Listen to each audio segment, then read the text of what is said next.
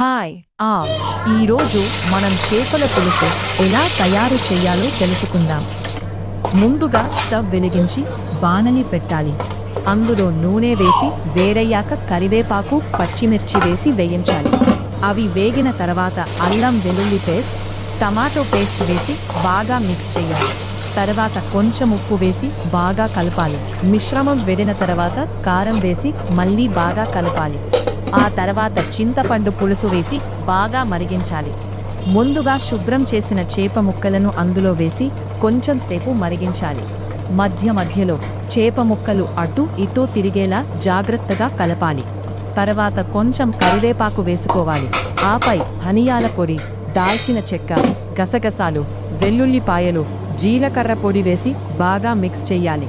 అంతే, మన రుచికరమైన చేపల పులుసు, ఫిష్ కర్రీ తయారైపోతుంది.